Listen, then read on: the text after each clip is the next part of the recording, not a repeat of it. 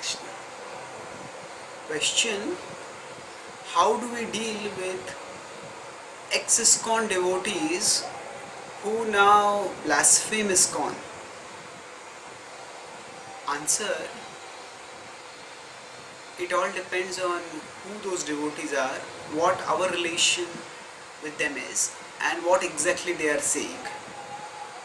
Let's take each of these points one by one. Firstly, let's take the last point. We tend, the point of blaspheming, we tend to use the word blaspheme very loosely. It's not that anybody who is criticizing anything about ISKCON is blaspheming. Blasphemy is generally something which is done with a very envious or malicious mentality to drag down something divine. Now, it is possible that some devotees have been hurt by something because of whatever they experience in ISKCON, and we as ISKCON devotees do have the humility to acknowledge that mistakes have been made in the past. ISKCON is a young movement, and the transition after Srila Prabhupada departed from a movement with a very spiritually advanced and elderly head, very spiritually advanced, very mature, very loving head, to a younger generation that was barely in the 20s, 30s, who had to take up leadership positions. And basically ISKCON was a movement that was transplanted from India to America and then brought back by Americans to India. So often, because of the wide cultural variations between its various members, sometimes some principles were insensitively applied. So many devotees have been hurt by some of the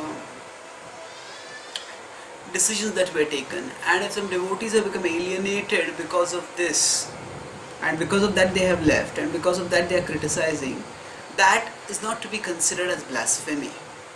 So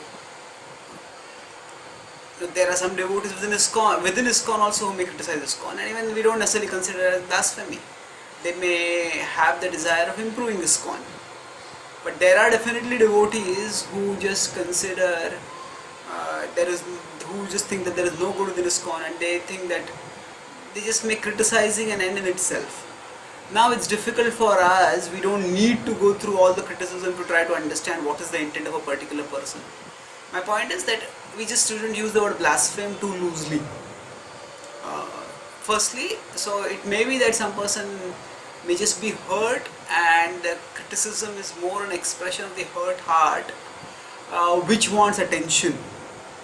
And if some senior devotees give attention, they give some love and care and do whatever is possible to rectify the past wrong, then often those devotees may come back, and that is also a possibility that is there, and we may not consider it if we just get too obsessed with the word blasphemy, with the idea of blasphemy.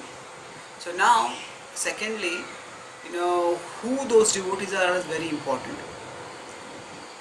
If they are in relation to us, if they are very senior, or whenever they were in ISKCON, they were very senior elderly, then it's not likely that we can influence them much. Rather, by associating with them or hearing from them, we may get unduly influenced. Now, it is not that our faith is so fragile and tender that we can't hear. We just hear some criticism and it will get spoiled. That is not the point. The point is that we have minimum time. We have our lives are so fast, our minds are so distracted, and it is true also that our faith is capable of getting wounded quickly. So we need to associate with those devotees who strengthen our faith. And selecting our association doesn't mean blinding ourselves to the problems that may be there in ISKCON. Selecting our association primarily means that we know there are different places. ISKCON is an international organization, and certain places may be having certain problems. But whatever problems are present, irrespective of that, the process of Krishna consciousness is eternal, and it is eternally potent. And if we practice it, we will become purified. Thousands of people have practiced it and they have become purified. So we have come here for a particular purpose. And if we associate with a group of devotees who are seriously practicing Krishna consciousness and are getting purified, we will also get purified by that. And it is not that those devotees who have left the movement, we are likely to help bring them back, especially if they are much senior to us. Then they are not likely to listen to others. So that means I'm talking primarily about, say, some internet sites or something like that where there's a lot of criticism of ISKCON. It's best not to browse on those sites, because as I said, let's focus our energies.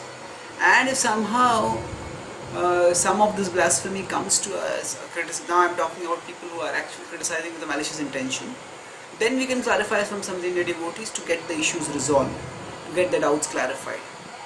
Now, third would, situation, another important possibility might be some devotee who is or has been our friend, and that devotee has now gone away from Krishna. So then in that case, we need to see how best to continue the relationship. It's not necessary that just because a devotee is no longer within the institutional boundaries of ISKCON, that means we have to snap our friendship with them. No, it may well be that our friendship may be the devotee's connection with Krishna.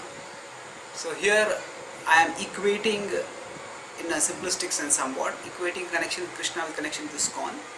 There are possibilities that somebody may continue practicing Krishna consciousness in some way without a connection with ISKCON. So that possibility is not denied, but the point is that associating with sincere devotees is far better than struggling to practice alone. So now if that devotee who was a friend of ours and whom we may be in some position to influence, although not now, then we can maintain some relationship with that devotee, and we can, as much as possible, if that devotee is not ready, if that ex-devotee is not ready to talk anything about Krishna consciousness without bringing in a lot of criticism, then we can come to some kind of agreement for disagreement. We agree to disagree, and we keep our friendship on other grounds. Now we don't have to have a very close friendship, because if we are serious devotees, then we may find it difficult to relate with someone who has now stopped practicing Krishna consciousness. But we don't have to necessarily become hard-hearted or ultra-judgmental or anything like that. We can maintain some relationship and not let that relationship degenerate into a forum of argumentation unnecessarily. Over a period of time, if we maintain the relationship, and if people see, the devotees see also that as we are not just unidimensional devotees, we are also human beings, and we have a human relationship. At a human level we care for them. Then gradually that may help them to come back to Krishna. But we have to be first and foremost be careful about what is the effect on our faith. Because if somebody is speaking negatively about ISKCON, we best keep a distance from them and pray for them from a distance. And Krishna's those prayers will also contribute, and Krishna will eventually reclaim whoever has gone away from him.